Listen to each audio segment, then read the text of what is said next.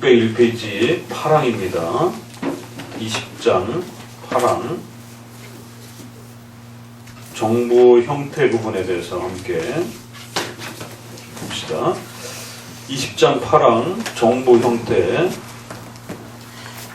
정부의 형태들과 집권자들의 임무, 그래서 전쟁, 이런 과세, 이런 국가의 총체적인 이제 의무들과 관련해서 국가는 어떤 일들을 해야 될 것인가에 대한 이제 실제적 내용들을 다뤄갑니다. 이제 그걸 다루기 앞서 제일 먼저는 어떤 국가가 성경적 형태의 모습인가, 이 부분을 우리가 함께 생각해 볼 수 있느냐라고 하는 것에 대해서 이제 제기를 하고 있습니다. 자, 첫 번째 소절을 같이 읽어봅니다. 중요한 부분이니까. 국가 조직을 생각할 자격이 없는 개인이 자기가 살고 있는 곳에는 어떤 형태의 정부가 가장 좋을까 하는 문제를 논하는 것은 무익한 소리일 것이다.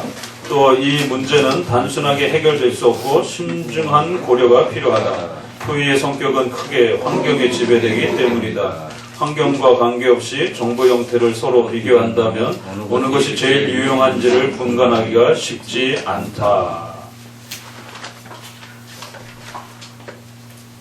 자, 이제 국가의 정의를 내렸고요. 그 다음에 국가와 교회의 그 관계에 대한 부분과 관련해서 좀 더 앞부분에서 소개를 했고, 그럼 이제 국가와 관련해서 본격적으로 이제 논의가 되어지는 내용 속에 그럼 어떤 국가가 되어야 되느냐라고 했을 때 우리가 조심해야 되는 것은 이제 칼빈도 그거를 지적해내는 것이 로마서 13장 1절을 또 소개하고 있고, 또 우리가 베드로전서 2장에 보게 되면 모든 인간에 세운 제도를 존중하라라고 하면서 거기에서는 국가뿐만 아니라 그 국가적 제도, 시스템, 이런 질서를 또 함께 소개하는 것을 보게 됩니다. 그런데 중요한 것은 그 다음 구절에 인간에 세운 모든 제도, 질서를 존중하라. 근데 어떤 질서를 존중하라는 것인지는 구체적으로 안 나와요.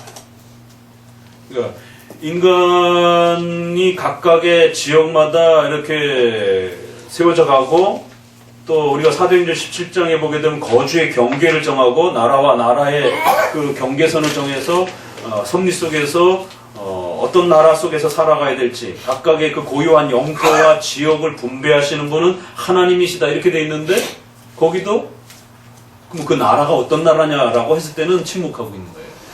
제도를 존중해라 라고 했는데 그럼 어떤 제도입니까? 라고 할 때는 또 침묵하는 거예요.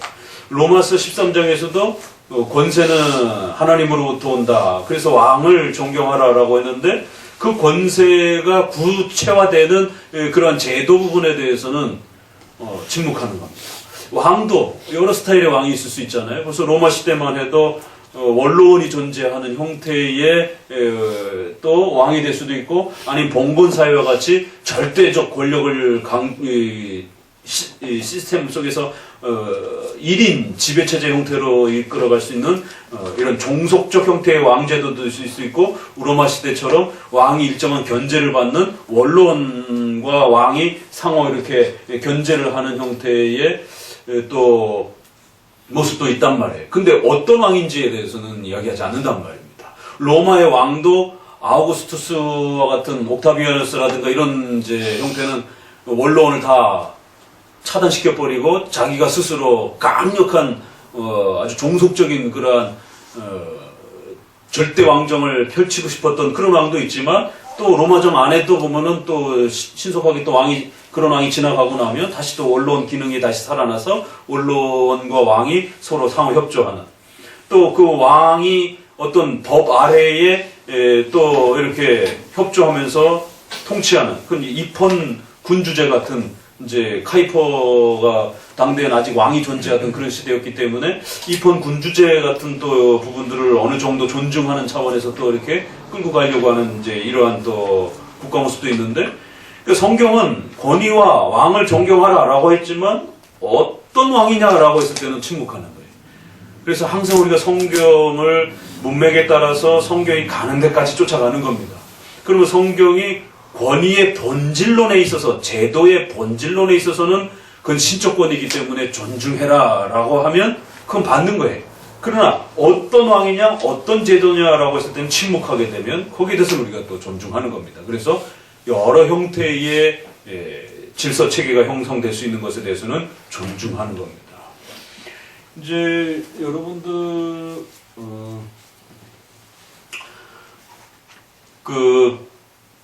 우리 신조마다 모든 신조의 마지막 항은 국가관으로 형성이 되어 있습니다. 그러니까 이것만 봐도 벌써 국가와 교회가 완전 분리되어 있는 게 아니라는 걸 알 수가 있습니다. 우리의 신앙 고백 안에 왜 국가론을 집어넣습니까? 국가가 어떻게 신앙 고백이 됩니까?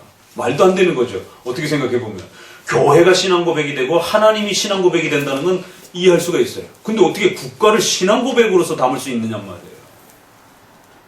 그러니까 어느 정당을 좋아하는 거를 자기 어떤 신념과 신앙 고백으로 가져라 이런 뜻이 아니란 말이에요. 어떤 유정자를 내가 신앙 고백으로서 존중해라 그러면 잘못하면 교주가 될 수가 있는 거죠. 그 정당의 지도자가 교주가 될 수도 있단 말이에요. 그런 차원으로 받은 건 아니에요. 그런데 신앙 고백 안에 국가론이 들어와 있단 말이에요. 그래서 국가는 단순히 교회로부터 멀리 있어서 우리가 취급 안 해도 될 그런 문제가 아니라 우리의 신조의 모든 부분들은 다 국가론을 다루고 있어요. 근데 그 국가론 안에 제도 모습을 보게 되면 프랑스 신앙 고백서 같은 경우도 왕, 제후, 또 봉건, 또 세습, 또 귀족 이렇게 몇 개를 벌써 언급해요. 그러면서 이러한 어떤 모든 부분들에 대해서 우리는 존중한다라고 이렇게 벌써 국가의 종류에 대한 부분들을 그렇게 언급을 합니다.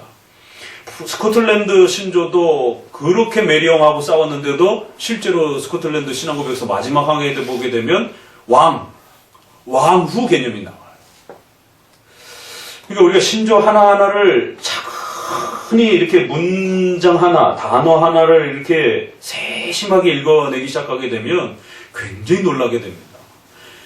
존 낙스가 메리 왕에 대해서 그렇게 혐오감이 있었음에도 불구하고 그러면 여왕이 나라를 통치할 수 있는 것인가? 여자가 나라를 통치할 수 있는 것인가? 여자 목사를 거부하는 것이 장로교의 전통적 원리임에도 불구하고 국가론들로 들어가게 되면 여자가 나라를 통치할 수 있는가? 라고 했을 때 낙스는 개인적으로 굉장히 불편해했습니다.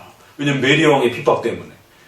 그래서 개인적 편지와 글과 이런 데서는 아주 메리 왕을 너무 폄하하고 막 공격하다 보니까 여성 혐오 같은 어떤 느낌이 들 정도의 이렇게 그 표현도 있어요. 그러니까 이제 낙스의 그 편지문이라든가 이러한 글들을 이렇게 보다 보면 그래서 낙스를 잘못 읽어내는 사람들이 그 부분만 딱 빼갖고 와서는 낙스는 여성 혐오주의자였다. 이런 어떤 비판을 가하기도 하지만 그렇지는 않습니다. 그 부분만 그런 거예요. 오히려 또 다른 여성들하고 이렇게 편지를 나눈 이런 부분들을 보게 되면은 굉장히 또 여성을 존중하고 또 이렇게 온화하게 대하는 모습들을 보게 됩니다. 또 칼빈하고 편지를 나누면서도 자기는 여자 목사가 안 되는 건 인정한다. 그렇지만 국가 부분까지도 그 부분을 확대해야 되는 거 아니냐라고 이제 낙스는 칼빈에게 계속 또 묻기도 하고 그렇지만 칼빈은 국가론, 그러니까 교회 부분에서는 우리가 여자 목사를 종교적 목적 때문에 거부하지만 국가 부분의 통치권에 있어서 여자가 통치를 행할 수 있느냐에 대한 문제는 그건 쉽지 않다. 성경적으로 오다 엑스다라고 말하기가 쉽지 않다. 그렇기 때문에 또 구약에 비록 아주 제한적이지만 그럼에도 불구하고 하나님이 허락하시는 그런 부분들이 그게 쿠데타 형식이든 어떤 독재 형태로든 잠시라도 그런 부분들을 허락하시는, 그러니까 제사장은 그게 없어요. 그렇지만 왕 부분에서는 허락하시는 하나님의 또 섭리 역사를 보게 될 때 우리가 이건 무조건 안 된다라고 하기 쉽지 않다. 그래서 이제 많은 신학적 토론을 하는 과정에 개인 글들이 있어요. 근데도 놀랍게 신조 안으로 들어올 때는 왕후, 왕자 이렇게 언급해 가면서 그 통치권의 그 존경을 받는 자들에 대해서 우리가 기도하고 이렇게 존경해야 된다라고 할 때 왕후가 들어가요. 그래서 목회자 개인의 생각과 신조로서 공인화될 때는 또 그런 차이가 있는 겁니다. 근데 그거를 모르고 마침 스코틀랜드가 메리 왕과의 그 싸움 때문에, 신앙적 그 싸움 때문에 개인의 어떤 여성에 대한 어떤 혈력을 갖고 있는 것처럼 이렇게 또 낙서를 막 잘못 이렇게 폄하하고 그러면 안 됩니다. 자, 그러니까 칼빈의 이 이제 설명을 통해서 성경이 말하는 이러한 몇몇 구절에서 권위는 존중하라고 말하지만 그 왕이 어떤 왕인지 또 어떤 그 국가제도인지를 설명하는 부분에서는 성경은 더 이상 끌고 가지 않는다. 침묵한다라는 거지. 그러니까 다양한 형태의 국가제도를 열어두고 있고 다양한 계층의 통치 행위를 열어두고 있다라는 거예요. 그래서 남자나 여자까지도. 그리고 더 나아가서는 북왕국처럼 예후 같은 경우처럼 이렇게 쿠데타형, 형식은 쿠데타 형식이지만 결국 새로운 부하가 위정자를 제거하고 왕이 되어지는 이런 부분들. 그래서 카이퍼도 이제 우리가 오해도 다루겠지만 이게 지금 겹쳐진 부분이 좀 있는데 상속의 형태로 계승되든 새로운 왕조를 만들든 또 그것이 쿠데타 형태로 어떤 통치권을 갖든 그런데 그것이 그 통치권이 일정한 수준에서 자리가 잡히게 되면 그것은 하나님이 주신 신적 통치 체제로서의 그 권위를 소유할 수 있다라고 얘기를 해요. 이거 굉장히 놀라운 거죠. 그래서 우리가 이 왕권, 국가의 정부를 바라보는 이 개념과 인식이 성경을 통해서 어떻게 이해해야 되는지에 대해서 구약은 신정국가이고 신약은 분리된 형태이기 때문에 이거를 충분히 이렇게 읽어내야 됩니다. 신구약 전체를 통해서 권위의 본질은 존중하지만 왕권의 그 통치 제도의 다양성과 통치 행위의 다양성과 또 하나 통치권을 잡게 된 그 과정의 다양성까지도 열어두는구나. 그래서 아버지로부터 물려받았던 아니면 추대를 받았던 아니면 자기가 군사 어떤 형태를 통해서 권력을 이렇게 통해 가지고 잡았던 그 잡는 과정 방식에 있어서도 좀 더 다양성이 존중되어지는 쪽으로 해석을 했다라는 것이 굉장히 놀랍습니다. 자, 그렇기 때문에 성경적 국가라고 했을 때는 오해하시면 안 됩니다. 국가 교회를 요구하는 게 아니에요. 그렇게 되면 타락한다라고 끊임없이 칼빈도 경고하고 있고 카이퍼도 경고합니다. 우리가 추구하는 것은 국가교회가 아니라는 거예요. 근데 루터는 국가교회를 갔어요. 카톨릭도 국가교회를 갔습니다. 영국 성공회도 국가교회를 갔어요. 그렇지만 우리는 기독교적 국가를 표방하는 겁니다. 국가와 교회가 서로 상호 제도적으로 구별되어 있고 각각의 역할이 존중되어지면서 성경적인 가치가 국가에 반영이 되어지는 그것이 가장 성경적 국가의 모습이라는 거예요. 목사이면서 내각의 어떤 책임자가 동시적으로 되어서 국가 7위 사법자가 교회 목사이고 이러면 중세시대의 종교재판소 같은 형태가 벌어질 수 있다는 거예요. 그거는 안 된다. 그건 잘못된 거라는 겁니다. 국가교회는 성경에서 어디에도 그 부분을 적극적으로 추천하지 않는다는 거예요. 다만 구약은 신정국가이기 때문에 모세가 사법부 수장이고 사법부 수장이 선지자잖아요. 이게 이제 구약에서는 가능하다라는 거예요. 그렇지만 그것조차도 임시적이지 어느 정도 출애굽하고 나서 가나안에 이제 정착이 되어지는 그 시간대에서는 신속하게 왕을 따로 세우고 선지자의 사역이 구별되고 제사장의 사역도 구별되어져. 그래서 그 유명한 사건 누구죠? 우스시아. 결국에는 제사를 드리려고 덤벼들었다가 이제 문득병으로서 하나님 앞에 책망을 받는. 그러니까 왕이 제사장의 그러한 그 역할에 침해하지 못하도록 분리시키는. 구약에서도 이제 어느 정도 신정국가였음에도 불구하고 그 사법적 행위와 선지자적 행위와 제사장적 행위가 구별이 되어지는 이러한 모습들을 보게 됩니다. 다윗만 해도 초기 모습이었기 때문에 또 상당히 이렇게 겹쳐있는 선지자적인 어떤 모습들도 상당히 겹쳐져 있는 부분도 있어요. 그러나 벌써 사울만 해도 사무엘하고의 그 제사 관계에 있어서 사울이 버림받게 되는 과정에 중요한 이유 하나가 바로 선지자의 그 제사권을 이렇게 침해하는 이제 이런 부분에서 문제가 발생이 된단 말이에요.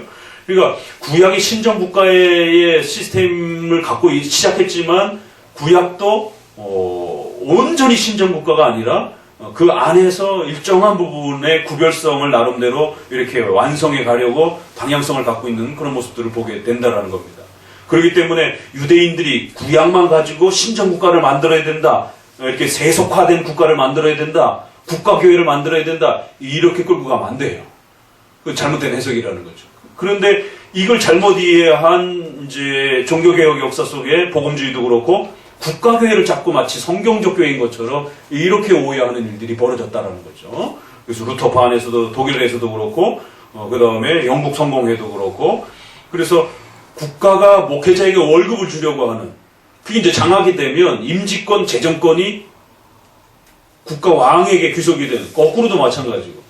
그럴 때 이제 칼빈도 그렇고 카이퍼도 그렇고 그걸 강력하게 거부합니다. 목회자의 사례비는 교인들이 헌금을 통해서 교인들이 마련해 주라는 것이에요.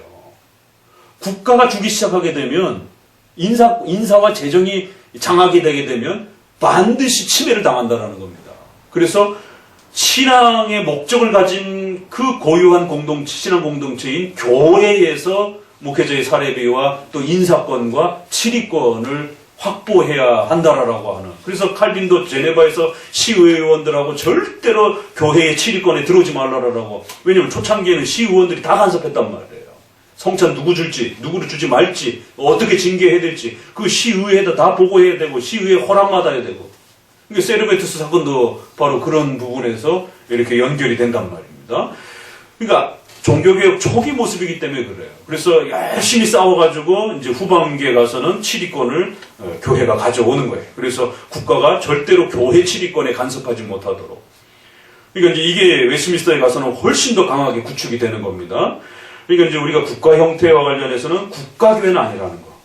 그러나 또 종교 분리를 극단적 분리로 너무 생각해가지고 목회자나 교회가 국가에게 설교한다든가 국가의 죄를 책망한다든가 국가에 나아갈 하나님의 뜻을 권면해 주는 것까지 다 침묵시키도록 만드는 그런 분리주의는 또 아니라는 거예요. 그래서 기독교적 국가라는 개념을 잘 이해를 해야 됩니다. 이걸 잘못 이해하니까 장로님들이 통치권을 자꾸 가지면서 이명박 대통령도 그렇고 성시와 자꾸 그런 이제 잘못된 이 방향성을 잡는 거예요. 그러니까 그런 개념이 아닙니다. 이게 국가론 부분에서는. 그래서 국가교회는 아니고 그렇다고 국가와 교회가 분리된 것도 아니고 기독교적 국가라는 겁니다. 그래서 교회는 교회의 자리, 국가는 국가의 자리를 가지면서 국가는 국가의 모습 속에서 다양한 국가 정부 형태를 취할 수 있다는 거예요. 다만 어떤 정부 형태를 취하더라도 교회를 핍박하지 말라는 거예요.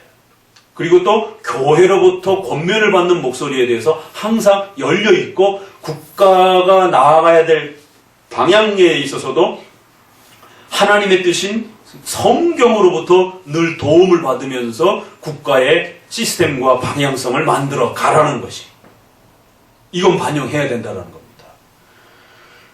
국가가 교회처럼 행동할 필요는 없어요. 그래서 국가가 어떤 형태의 국가 형태로 구성이 되든 그건 하나님이 주신 자유라는 거예요.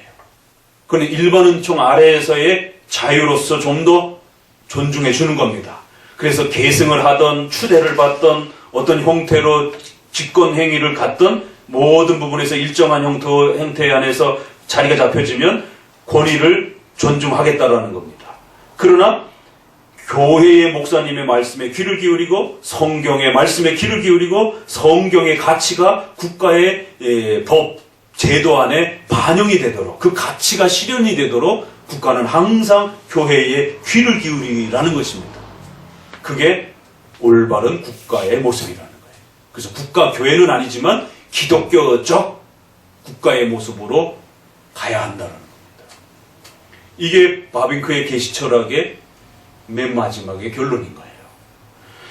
자, 환경과 관계없이 정부 형태를 이렇게 서로 비교한다면 어느 것이 제일 유용한지 분간하기가 쉬운 일이 아니라는 겁니다. 그러니까 이거를 오해하면 자꾸 국가교회를 만들어 놓고 이게 가장 성경적이다 이렇게 지나치게 또 하면 그것도 잘못입니다. 자, 그래서 쭉 내려오시면 이건 철학자들, 정치가들 안에서도 많은 실험이 있었고 또 교회 안에서도 많은 또 해석이 있었고 그랬을 때 칼빈은 귀족 정치와 민주 정치를 결합한 제도가 그나마 시민의 자유가 조금 더 확보가 되어지고 또 한 사람의 실수를 줄이기 위해서 여러 사람들이 서로 견제하면서 의견을 다양하게 이렇게 서로 개진할 수 있는 그런 하나의 형태. 그러니까 오늘 우리 시대의 이 대의민주주의 형태가 딱 이런 형태입니다. 500년 전의 세상에 대의민주주의 원리를 소개를 한 거예요. 그러니까 그냥 하나님이 내려주신 그냥 선물입니다. 천재가 아니고서는 봉건사회에 어떻게 이런 말을 할 수가 있겠습니까? 그리고 또 우리가 대의민주주의를 하는 시대에 이 글을 읽는 게 아니라 봉건사회에 왕이 절대 통치를 하던 시대에 이 글이 나오게 되면 이거 금서가 되죠, 당연히. 왕이 가만히 있겠어요? 그런데도 이런 글을 프란시스 1세에게 프랑스 왕에게 헌정하면서 왕이여 통치 잘하십시오 이러면서 이거를 읽는다고 생각해 보세요. 그 시대에 하나님이 주셨으니까 성경을 이렇게 해석을 해낸 거죠. 왜? 성경 안에는 백성들의 의견을 반영해주는 그러한 모습도 있고 또 하나님의 권위가 왕의 권위를 통해서 펼쳐져가는 그 신적 권위를 어떻게 또 보존할 것인가 이게 같이 어우러져 있는 겁니다. 자, 그래서 그 밑을 읽어보면 그러므로 사람의 결함이나 실패 때문에 여러 사람이 정권을 운영하는 편이 더욱 안전하고 보다 견딜만하다. 그래서 여러 사람이 서로 돕고 가르치며 경고할 수 있다.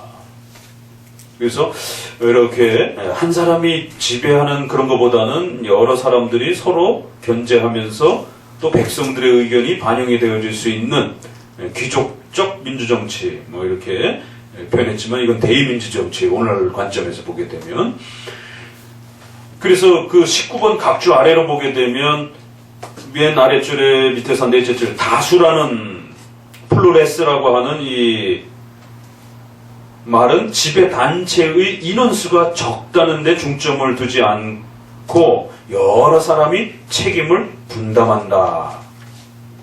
벌써 이런 사고를 했다라는 거예요. 그 칼빈은 다수인의 정부가 안전하다고 보면 그 중간쯤에 보게 되면 20번 각주에도 시작하는 부분에 그런 체제는 상호 협력과 상호 충고와 개인 독재를 억제하는 그런 이점을 봤다라는 거예요. 그래서 제네바에서 칼빈은 소의회가 필요에 따라 매월 또는 3개월에 이렇게 열리도록 이런 부분도 추천하고 그래서 소위원회가 있고 또 그 밑에 또 큰 위원회와 작은 위원회를 이렇게 분리해서 상원, 양원, 이렇게 하원처럼 비슷한 그런 시스템이 이제 제네바에서 이렇게 작동이 되는 것을 또 보게 됩니다.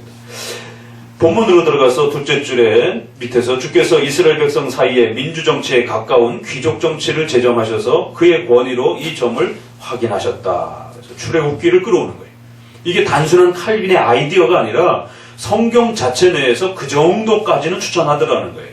그래서 이것만이다라고 말하진 않지만 임시적일 때는 모세 혼자 다 끌고 가는 거예요. 그렇지만 체제가 안정이 됐을 때는 벌써 70인의 장로를 세우고 또 50부장, 100부장, 1000부장을 세워가지고 시스템을 권위를 이양하잖아요. 그러니까 이런 벌써 내용들이 성경에 등장한다라는 거예요. 그럼 우리가 이런 부분들을 좀 더 깊이 있게 조금만 들여다보면 힌트를 얻을 수 있다는 거죠. 또 나는 자유를 적절한 절제로서 조절하고 견고한 기초 위에 바르게 확립하는 정치 제도가 가장 좋다고 인정하며 이런 형태를 누릴 수 있는 사람들이 가장 행복하다고 생각한다. 자유도 존중되어야 되지만 그 자유를 적절한 절제로서 조절할 수 있는 이런 제도. 이런 면을 보게 되면 프랑스 혁명을 중심으로 해서 개인의 자유가 극대화되는 이게 현대 민주주의란 말이에요. 이게 개인의 자유가 너무 극대화되게 되면 방종이 됩니다. 무질서가 되고. 그렇게 되면 또 다른 문제가 발생이 되는 거예요. 지금 사회민주주의라든가 사회주의라든가 이런 부분들이 마치 그게 가장 극대화될 수 있는 형태로 이제 자꾸만 끌어내는데, 오히려 카이퍼도 그렇고 칼빈도 그렇고 개인의 자유가 중요하지만, 그렇다고 해서 그 개인의 자유가 극대화되는 형태로 펼쳐지게 되면 권위 개념이 깨지게 되고, 권위 개념이 깨져버리게 되면 신적 권위도 깨진다라는 거예요. 뭔가 누구로부터 이렇게 복종해야 되고 순종해야 되고 그 권위를 인정해야 되고 이런 개념이 없어져 버린다라는 거예요. 자, 조금 더 읽어가시게 되면 21번 정도쯤에 이는 그들이 자유의 수호자로 임명되었기 때문이다. 그래서 참으로 집권자들이 전력을 다하여 이 자유가 감소되는 것을 이렇게 막아줘야 되고, 자유는 소중한 것이다라는 거예요. 그래서 자유의 수호자로서 이렇게 역할을 할 정도로, 그렇지만 그 자유는 꼭 조절되어지면서 교회의 질서와 국가의 질서를 어지럽히지 않도록 그러한 서로 조화를 이루어야 된다는 겁니다. 이거 읽다 보면 그냥 웨스민스터 우리 지난번에 20장 읽었던 그 내용하고 또 거의 그대로 이렇게 연결이 돼요. 자, 그 밑에 줄부터 읽어봅시다. 그러나 주께서 다른 형태의 정부를 지정해 주신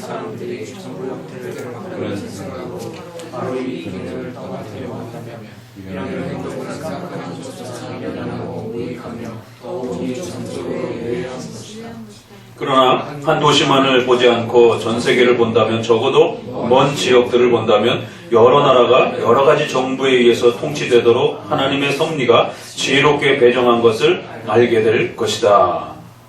그래서 일정한 그 질서 체계가 형성된 정부를 이렇게 조금 부족하다라고 해서 바로 뒤엎으려고 하게 되면 이건 또 다른 심각한 죄가 된다라는 걸 경고합니다. 각각의 이 정부 형태가 어떤 정부가 가장 훌륭하다라고 해서 그 정부 시스템을 도입하기 위해서 급격하게 그거를 바꾸는 이런 행위도 조금 조심해야 된다는 거예요. 하나님은 어떤 특정한 정치 형태를 성경적이다라고 명시하지 않고 하나님의 경륜의 통치의 방식이 여러 민족들이 여러 형태의 문화와 스타일을 가지고 그 나라를 운영해 가면서 그 나라 속에서 다양성이 풍성하게 펼쳐질 수 있도록 그렇게 섭리하셨다는 거예요. 그래서 이제 우리가 이러한 하나님의 섭리 역사를 보게 되면 다양한 정부 형태를 우리가 존중할 수 있는 하나의 방향성을 갖게 된다는 겁니다. 그리고 역사 속에서 진행되어 온 이러한 또 각각의 여러 형태들의 정부 형태에도 또 우리가 얼마든지 존중할 수 있다는 거예요. 그러니까 이제 이런 부분에서 우리가 잘못 싸우게 되면 현재의 지금 우리의 이 정부와 관련해서의 어떤 그 저항의 목소리를 자유시장 경제, 공산주의, 이제 이런 부분에서 정치의 어떤 형태와 관련해서 싸워야 될 문제가 있고요. 반기독교적이냐 기독교적이냐의 문제를 갖고 싸워야 될 문제가 있기도 합니다. 그럴 때에 반기독교적이고 이 교회를 핍박하는 이 부분에 좀 더 집중을 해야 됩니다. 우리가 저항하는 이유와 관련해서는. 그런데 정부 형태와 관련된 부분들을 너무 지나치게 이거를 그 선두에다가 세워놓고 명분화시켜버리게 되면 반대자들이 그러면 서구 유럽에서 사회민주주의를 하고 있지 않느냐.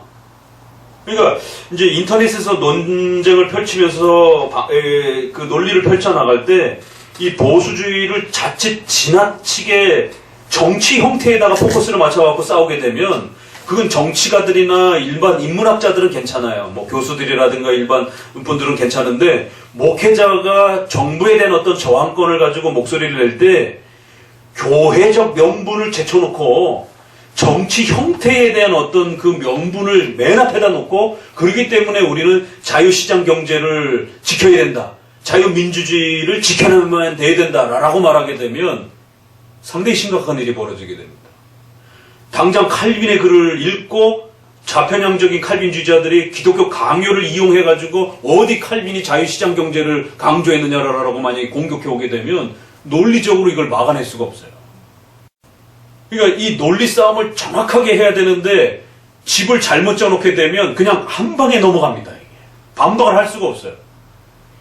카이퍼 글만 읽어봐도 그렇고 우리 선조들의 글 어디에도 자유시장 경제가 가장 성경적이다. 그러니까 우리가 지켜내야 된다. 이렇게 논리를 쓰게 되면 목회자들이 그 주장을 하게 되면 바로 무너집니다. 자료가 없어요. 그렇게 되면.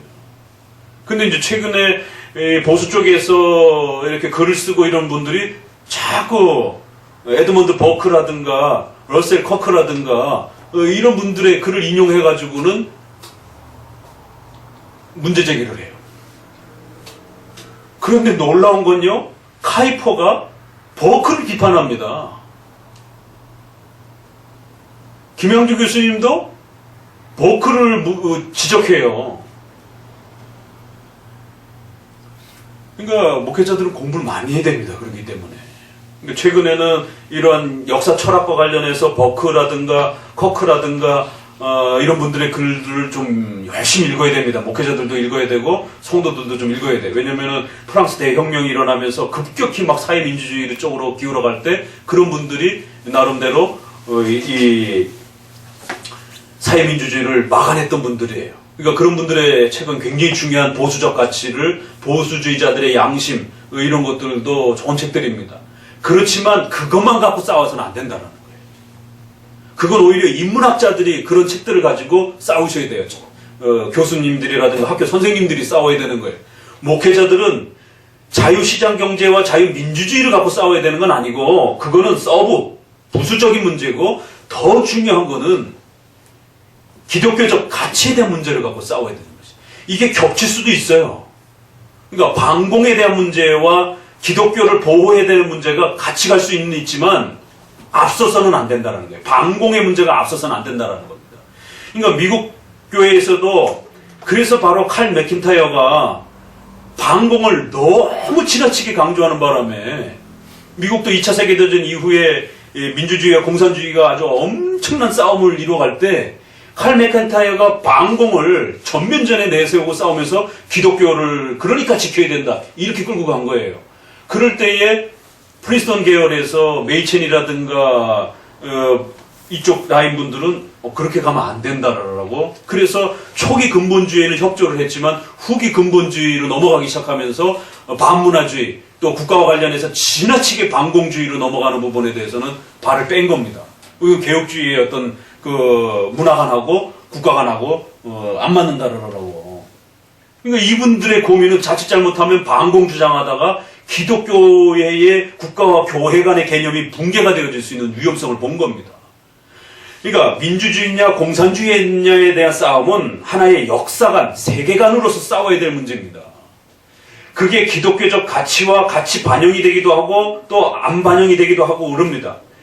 그러나 명분상의 교회와 기독교가 싸울 때는 반드시 목회자가 설교를 통해서 또 국가를 책망할 때는 자유시장 경제를 망가뜨렸다라고 하는 그거를 가장 중요한 명분으로 싸워서는 안 되고 반기독교적이다라고 하는 거를 갖고 싸워야 되는 것이.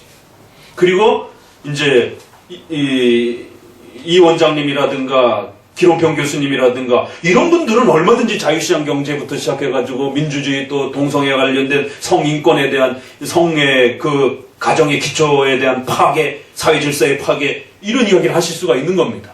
그래서 평신도가 할 수 있는 역할과 종교 지도자들이, 신학자들이, 목회자들이 국가를 향하여 강력하게 비판하는 내용들은 방향성은 같아도 주제는 분명히 구별되어 있어야 되는 겁니다. 두 왕국론이기 때문에. 근데 이거를 목회자가 버크나 커크의 이 보수 정신을 가지고 그러니까 우리는 자유시장 경제가 가장 옳다. 그러니까 반대로 거꾸로 결국에는 기독교 강요가 어디 있느냐. 카이퍼는 오히려 버크를 비판했지 않느냐. 버크의 잘한 점도 인정했지만 버크가 잘못 지나치게 소위 말해서 기존의 보수 옛날 그 왕권과 귀족 중심의 가치를 보호하려고 했던 극단적 보수주의자들에 대해서 카이퍼가 엄청 비판했어요. 그런 식으로 자기들의 권력을 독점하려고 하는 이런 행위는 잘못된 거다라는 거예요. 그것 때문에 극자유주의자들이 나왔다라는 겁니다. 그래서 카이퍼는 둘 다 비판을 합니다. 그래서 반혁명당은 둘 다 비판하고 성경적 고유한 가치가 무엇인지를 찾기 위한 것이다라고 이렇게 출발을 합니다. 그래서 기독교 강의나 카이퍼를 정확하게 읽어낸다는 게 이렇게 중요합니다. 이걸 반만 읽어내게 되면 반만 적용을 하게 되는 거예요. 그리고는 결국 이 자유시장 경제와 자유민주주의라고 하는 정치 체제를 구축하려고 싸우게 되는 일이 벌어지는 거예요. 그게 가장 기독교적이다라고 이렇게 싸우게 되는 거예요. 그러면 당장 기독교 강요하고 부딪히면서 어디 기독교 강요가 가장 성경적인 정치 형태를 어디서 추천하느냐, 또 성경에 어디 있느냐 그런 게, 또 역사 속에서 그러면은 수많은 우리의 선조들이 그러한 정부 형태를 추천했느냐, 강조했느냐, 또 그러면 서구 지금 유럽에서는 기독교 국가인데 사회주의, 사회민주주의를 반영해서 펼쳐내고 있는데 그러면 그들은 어떻게 평가할 거냐? 그들도 기독교 국가인데 논리의 힘이 약해져 버리는, 반격할 수 있는 논리의 힘이 현저하게 축소되는 거예요. 자유시장 경제와 민주주의는 소중한 가치를 갖고 있습니다. 그거는 역사 속에 공산주의와 싸워가는 이데올로기 속에 우리가 실제로 경험한 거예요. 그건 인간이 살아가는 삶의 시스템에 어느 시스템이 훨씬 더 인간에게 근대 문명에 있어서 인간의 자유와 이러한 그 삶의 공간을 확보해 주는 데 있어서 좀 더 근대 문명 국가에 맞느냐라고 했을 때는 자유시장 경제와 자유민주주의의 어떤 부분들을 우리가 지금의 문명 국가에 있어서는 이 이상의 더 훌륭한 게 있으면 그걸 우리가 반영하지만 여기까지는 이 정도밖에 없더라. 또 역사가 실험을 해봤잖아요. 1, 2차 세계전쟁을 펼쳐가면서까지. 그랬을 때 역사적으로 세계관적으로 주장을 해야지 이게 가장 성경적이다 이래버리게 되면 상당히 심각해지는 일들이 벌어져요. 그런데 목사님들의 커리큘럼에, 칼럼에 그러니까 이게 가장 성경적이다 이런 내용들이 쏟아져 나온다. 그러니까 반대자들이 조금 공부하신 분들은 칼빈주의자들 중에 그게 어떻게 성경적이냐, 성경에 어디 단 한마디도 나와 있지도 않고, 칼빈, 카이퍼 그 누구도 이야기하는, 카이퍼는 오히려 입헌 군주제 형태를 당대 오렌지 계열의 그 가문의 귀족이 바로 그 네덜란드를 개혁파 교회로 확립했던 도르트 역사 때문에 바로 겹쳐지는 그 비렐름이라고 하는 오렌지가의 그 가문이 그렇게 세워준 거란 말이에요. 그러니까 그 왕통의 그 왕의 그 부분을 여전히 존중하는 겁니다. 그래서 왕은 있어야 된다라고. 그렇지만 왕 마음대로 해서는 안 되고 그래도 법률을 중심으로 해서 또 입헌 군주제잖아요. 그래서 카이퍼도 대놓고 얘기해요. 칼빈은 좀 더 공화정과 같은 민주 체계가 흡수된 귀족적 그 리더들이 대표가 되는 형태의 민주정을 추천했지만 우리 네덜란드에서는 그런 부분들은 상당히 오히려 지금 프랑스 혁명을 이어가는 지금 이 자유파들이 지금 사회주의적 민주주의를 펼치는 자들이 지금 그거를 주장하고 있기 때문에 우린 그거 반대한다. 그래서 오히려 거꾸로 의회 내각제 같은 시스템을 굉장히 비판합니다. 입헌 군주제 시스템이 우리나라에서는 훨씬 성경적 가치를 펼쳐냈는데 훨씬 맞다라고. 그러니까 선조들 한 사람만 끄집어 와가지고 국가론 탁 갖다 놓게 되면은요, 자기가 주장했던 거 와르르 무너집니다. 그런 근거와 내용이 없단 말이에요. 그래서 목회자는 정확하게 공부를 해야 되는 겁니다. 아닌 건 아닌 거고 성경적인 건 성경적인 거예요. 근데 이걸 막 섞어버리게 되면, 그래서 서구 민주주의자, 서구의 유럽이라든가 프랑스부터 시작해가지고 뭐 영국도 그렇고, 영국도 노동당이 존재를 하잖아요. 그러니까 소위 말해서 공산주의의 어떤 부분들이 약간 이렇게 그 희석화된 사회 민주주의 형태들이 독일도 그렇고 있단 말이에요. 그럼 이거 기독교 국가인데 이거 어떻게 할 거냐? 왜 이건 비성경적이라고 이렇게 자꾸 매도하느냐? 그럴 때는 성경적이냐라고 갖고 싸우면 안 되고, 유럽식 사회민주주의와 남미식의 정치신, 해방신학, 여성신학이 가미가 된 그 남미신학의 사회민주주의와 중국과 북한이 어우러져 있는 공산주의적 사회민주주의와 주체사상적 사회민주주의의 형태가 다르단 말이에요. 그럴 때 우리가 그나마 자유시장 경제 안에서 나타나는 폐단들, 지나치게 어떤 부가 한쪽으로 쏠려지는 이 문제들을 고민하면서 이걸 어떻게 보강해야 될 것인지에 대해서 유럽의 많은 국가들이 고민하면서 그 부의 평등의 문제와 분배에 대한 부분들을, 가난한 자들에 대한 어떤 배려들을 어떤 시스템으로 이거를 보강하고 채워야 될 것인가를 고민하면서 사회민주주의의, 공산주의와 사회주의의 많은 그 심각함들은 버렸지만 그 중에 일반적인 어떤 그 내용으로서, 철학으로서 있었던 사회민주주의적인 어떤 그 가난한 자들에 대한 부의 분배에 대한 이 정책 부분들은 일부분 수용하기 시작한 겁니다. 그러니까 공산주의, 사회주의는 무너졌지만 사회민주주의, 벌써 말 자체가 어떻게 돼요?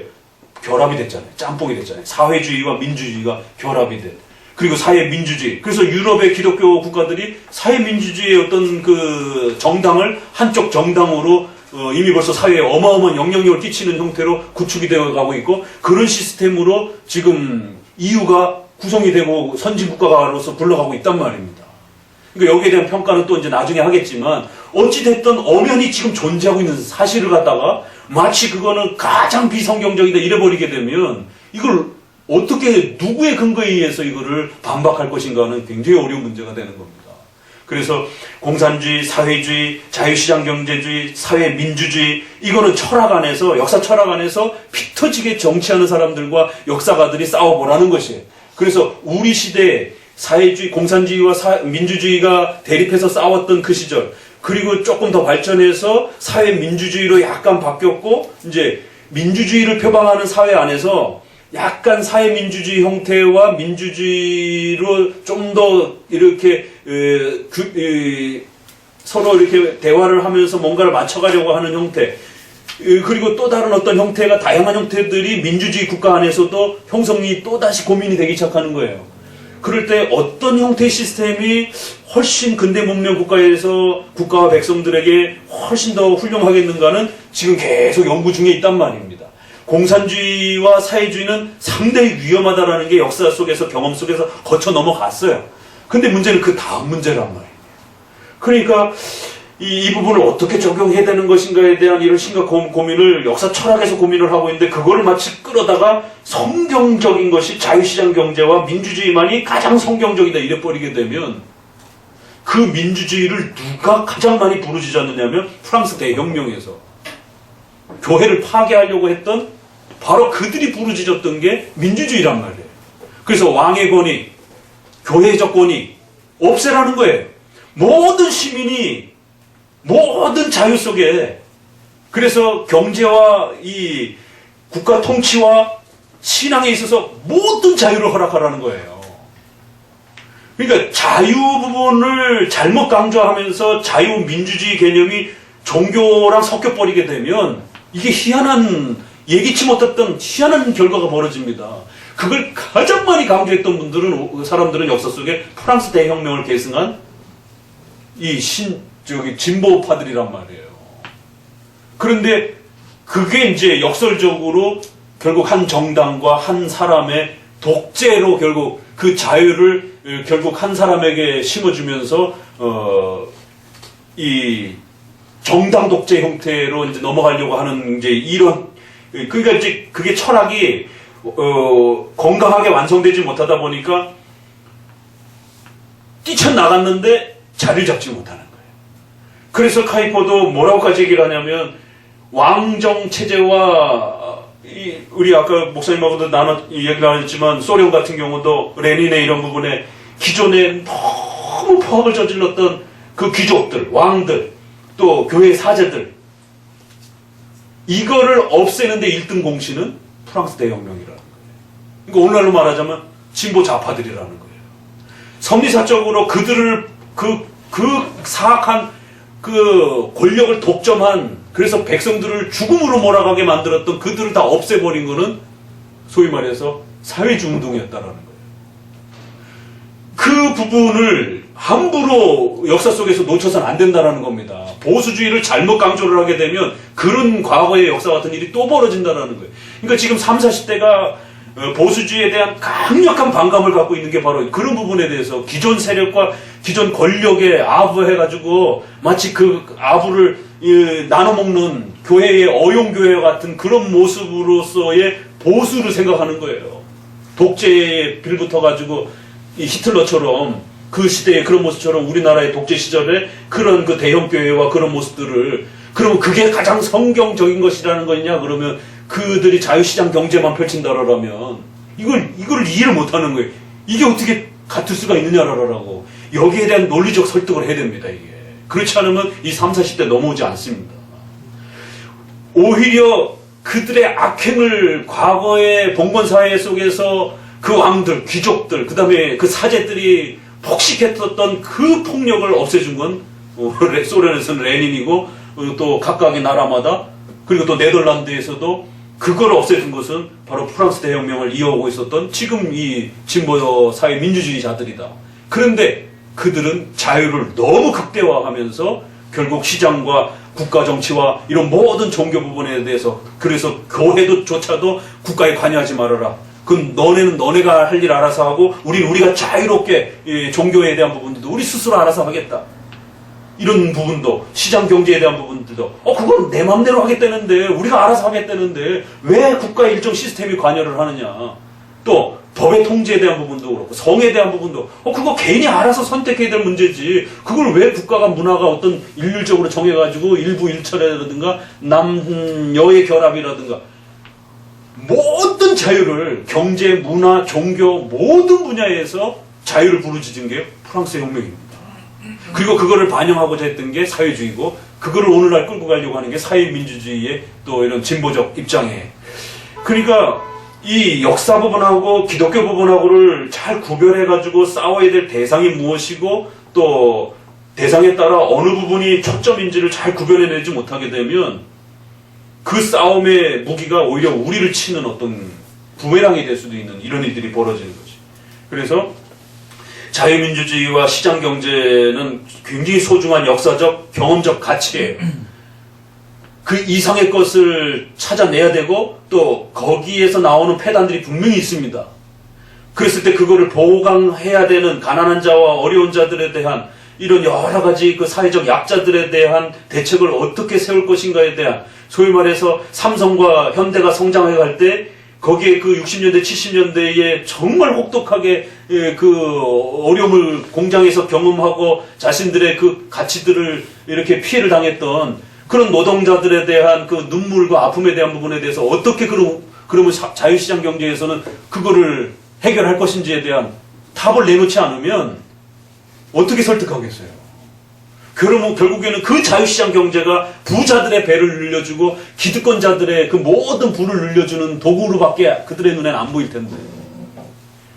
그래서 목회자들은 버크라든가 커크의 이런 보수주의 정신 부분에 대해서 우리가 역사적 경험의 산물로서 공산주의와 싸워가면서 그 자유의 소중함들을 이렇게 알려준 거기 때문에 우리가 한 부분 존중하지만 그러나 기독교적 가치와 교회적 가치로 싸울 때는 우리가 반동성애 문제라든가 교회를 핍박하는 여러 정책 문제라든가 이런 부분을 가지고 목회자가 국가를 저항할 때는 싸워야 되고 평신도들은 일반 역사 철학과 이러한 세계 역사와 관련돼서 경험되어진 그런 부분들을 갖고 싸우는 것이 그러니까 칼빈의 기독교 국가의 형태 딱 했을 때 없다라고 딱 손을 긋잖아요. 그러니까 이 방향성 하나만 갖고도 엄청난 문제가 해결이 되는 겁니다. 그렇기 때문에 자꾸 성시와 이런 얘기 저기 국가 기독교적 위정자들이 잘못 이거 자꾸 얘기하고 그러면 안 되는 겁니다. 그러니까 그런 부분들을 이명박 대통령도 누가 옆에서 좀 가르쳐 줬어야 되는데 본인은 기독교인이니까 기독교의 가치가 실현되는 국가를 생각한 게 기독교 국가를, 국가 교회를 생각하는 이런 개념을 가져버린 거예요. 그 성시와 도시를 아예 기독교 도시로 만들겠다라고 하는. 그러면 이제 목사님이 시장이 될 수도 있어, 잘못하면. 이제 이런 일이 벌어진 거, 그거는 안 된다라는 겁니다. 그래서 정치 형태는 없다라고 칼빈도 분명히 선을 긋고 성경 전체를 연구해도 하나님이 이것만이 성경적 정치다라고 한 것도 없고 칼빈이 제시한 귀족적 민주 정치와 카이퍼가 제시한 입헌 군주제 형태도 또 다르고, 프린스턴과 한국이 근대에 또 우리가 펼쳐냈던 입헌 민주주의 형태하고도 또 다른 거고, 그렇기 때문에 그걸 갖고 싸우면 안 되는 것이. 그래서 여러 나라가 여러 가지 정부에 의해서 통치되도록 하나님의 섭리 속에서 그렇게 기가 막히게 펼쳐진, 그러니까 봉건주의 절대 왕정 속에서도 중세 시대처럼 그런 시대 속에서도 기독교는 그 봉건주의 왕을 존중하면서 그 왕의 권위와 내용들을 또 우리가 존경하면서 교회 안에서 그 왕이 교회를 핍박하지 못하도록 그 부분을 막아낸 거지. 봉건주의 왕 너 없어져라. 우리가 이제부터 그리스의 민주주의를 하겠다. 칼빈이 그걸 갖고 싸운 건 아닙니다. 이게 구별이 돼야 되는 거예요. 그래서 반드시 자유시장 경제와 자유민주주의는 역사적 경험의 이 가치로서 싸워야 되는 거예요. 우리가 살아봤더니만 공산주의 치하에서는 못 살겠더라. 이렇게 싸워야 되는 겁니다. 우리의 시민적 자유와 이런 부분들이 자유민주주의 체계 속에서 훨씬 더 사람의 인격과 이런 부분들이 존중되어지고 개인의 사유재산과 생명이 훨씬 더 안전하게 보호되더라.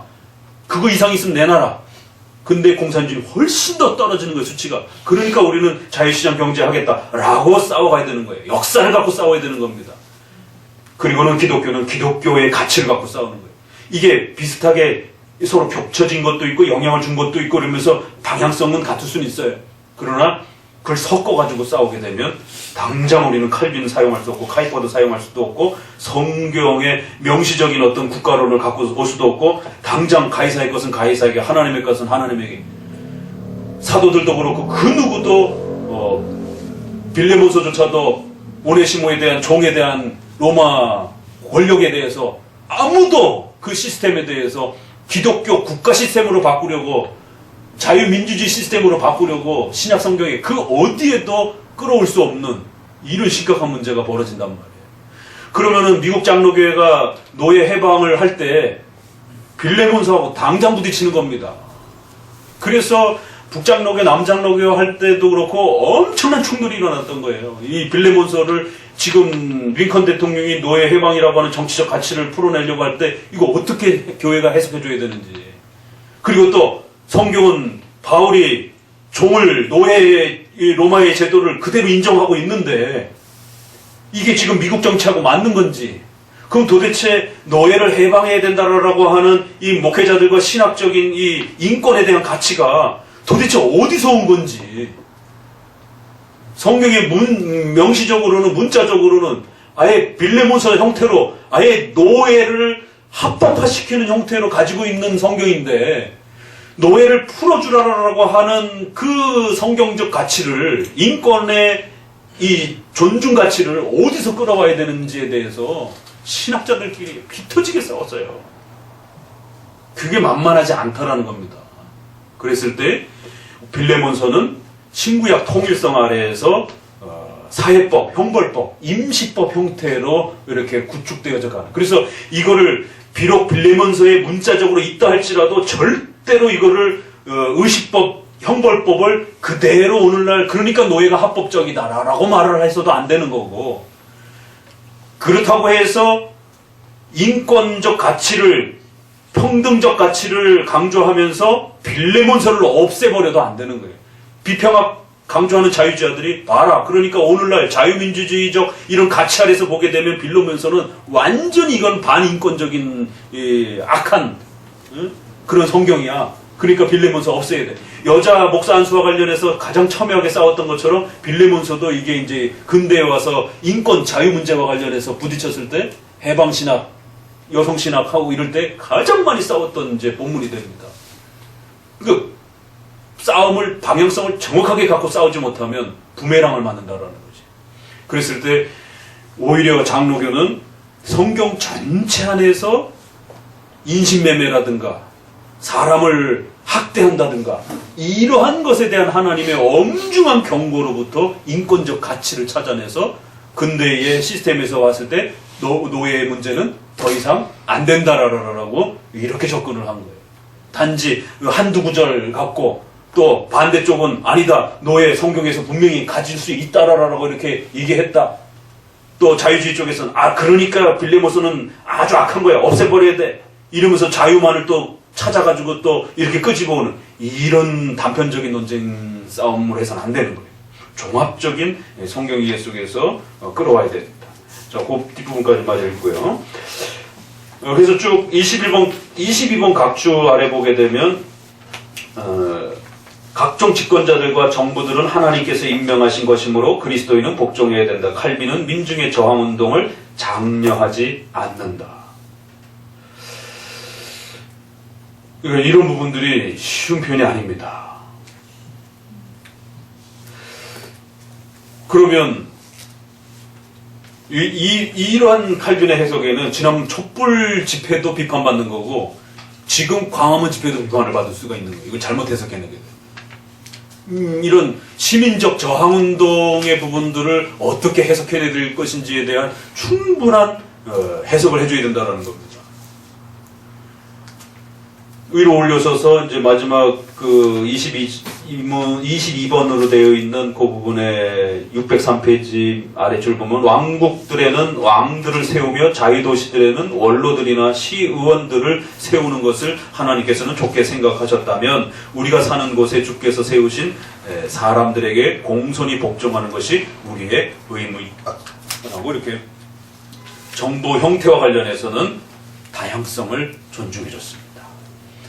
칼빈이 비판한 것은 어떤 형태의 정부라도 우리는 존중한다. 그렇지만 그 정부가 왕이 됐든 내각제가 됐든 어떤 형태든 반기독교적 정책을 펼친다든가 교회를 핍박하게 되면 그때는 문제가 된다. 그때는 어떤 형태의 권위든지 다 저항하겠다. 요걸 구별해서 생각하셔야 됩니다. 그래서 오늘 8장 부분에 이게 오늘 다뤄야 될 카이퍼 부분하고도 겹치는데 그래서 국가의 형태 부분과 관련해서는 우리가 그 국가의 제도 시스템과 관련해서 그거를 역사적인 경험으로서 싸우는 것과 성경적이냐라고 하는 것과의 그러한 가치 싸움은 구별해서 이렇게 우리가 다뤄야지 자칫 그거를 섞어버리게 되면 성경에서 말하는 국가가 어떤 국가냐인지 이런 그래서 자유시장 경제가 자유민주주의가 성경적인 국가다 아니다 사회민주주의가 성경적 국가다 이거 싸움 해결 안 납니다. 그런 가치로 싸우면 안 되는 것이 오히려 8계명의 가치가 사유재산의 가치가 어느 정치 시스템에서 가장 잘 보호될 수 있는가 그러면 공산주의에서는 사회재산이 인정이 안 되잖아요. 자유시장 경제에서 사유재산이 훨씬 더 존중이 된단 말이에요. 그렇기 때문에 우리가 자유시장 경제를 존중하는 겁니다. 이걸 거꾸로 생각해서 자유시장 경제가 성경에 명시적으로 있거나 그것이 하나님이 명령하고 있기 때문에 우리가 자유시장 경제를 추구하는 게 아니에요. 성경의 8계명은 사유재산을 존중하라라고 그렇게 명령하고 있는 거예요. 그랬을 때 어떤 정치 시스템이 사회와 다양한 정치 시스템에서 사유재산을 존중하는 정치 시스템이 어느 것이냐 가장 훌륭하게 사유재산을 보호하는 시스템이 어느 것이냐를 선거라고 하는 이러한 시민적 힘을 통해서 선택하라는 것이에요. 이거 방향성이 조금 다릅니다. 근데 이제 이거를 목회자들이 자칫 흥분해가지고 8계명을 마치 자유시장 경제로 읽어내가지고 자유시장 경제가 8계명에서 명령되고 있다 그렇게 해서 사회 시민운동을 해버리게 되면 이제 좌편향적인 이런 칼빈주의자들 개혁주의자들 공부 좀 하신 분들은 당장 역사적인 이런 자료 끌어다가 계속 반박하는 거예요. 그러니까 이런 부분들을 신학자들이 나서서 막아줘야 되는데 신학자들이 보수 쪽에서 활동하는 분들이 없다 보니까 이 답변을 제대로 못하는 거예요. 엉성하게 답변을 하는 거예요. 어거지로 답변하는 거예요. 마구잡이로 답변을 하는 거예요. 그랬을 때 이제 김영주 교수님처럼 또 적어도 최덕성 교수님처럼 이런 글들을 읽어보게 되면 역사적 경험으로 공산주의가 얼마나 무서운 줄 아느냐 이렇게 얘기를 하시는 거예요. 공산주의가 똥인지 된장인지 그 얘기가 나오는 거예요. 그래? 그 세월을 살았던 분들한테 얘기 들어봐. 공산주의 치하에서 살아가는 게 얼마나 무서운 건지 역사적 경험으로 이야기를 하는 거예요. 또 한쪽에서는 기독교적 8계명의 이 사유재산의 가치가 얼마나 소중한 것인지, 그럼 그것을 과연 어떤 정부와 어떤 정치가 더 잘 보호할 것인가? 그럼 우리가 어느 정당을 뽑아야 될 것이냐라고 했을 때 어느 정당이든지 이 사유재산의 가치를 소중하게 보호해주면 그 정당을 뽑는 거예요. 근데 그 정당이 갑자기 마음이 변해가지고 갑자기 사유재산을 침해하는 쪽으로 정책이 바뀌잖아요? 그러면 그 정당 또 버릴 수 있는 겁니다, 얼마든지. 그리고 여러 정당 중에서 우리가 얼마든지 또 우리의 사유재산의 가치를 가장 잘 보호해줄 수 있는 그런 또 정당을 뽑게 되는 것이. 이건 이제 이런 부분에 대해서 칼빈의 기독교 강요를 어설피 읽어내게 되면 결국 자기네들이 원하는 편 쪽에서 칼빈을 마구잡이로 이렇게 남용하게 되는 이제 이런 일들이 벌어지게 되는 것이죠. 그래서 카이퍼나 김양주 교수님이 에드먼드 버크를 비판했다라고 하는 이 사실을 상당히 신중하게 생각하셔야 됩니다. 아, 버크가 비판받을 부분이 있구나, 이게. 지금 버크가 보수주의 쪽에서는 아주 뭐 최고의 이 역사학자처럼 세계관을 확립해주는 보수주의 정신을 구축해주는 아주 중요한 텍스트처럼 읽혀지고 있고, 지금 뭐 이정훈 교수부터 시작해서 대부분 보수 활동하는 사람들이 다 이 책을 기준으로 해서 어떤 보수주의적 가치를 지켜가야 된다라고 얘기를 해요. 그 평신도들은, 일반 교수들은 얼마든지 그렇게 해도 돼요. 근데 문제는 목사님들 중에 보수주의 운동한다라는 목사님들이 이것만 갖고 보수주의, 그러니까 보수주의 정부 형태로 끌고 가야 된다라고 말하게 되면 논리적 이 모순의 이 역논리에 막혀버린다라는 것이죠. 그래서 오늘 정부 형태 부분만 조금 보시면서 그렇게 정리해 보도록 합시다. 기도합니다.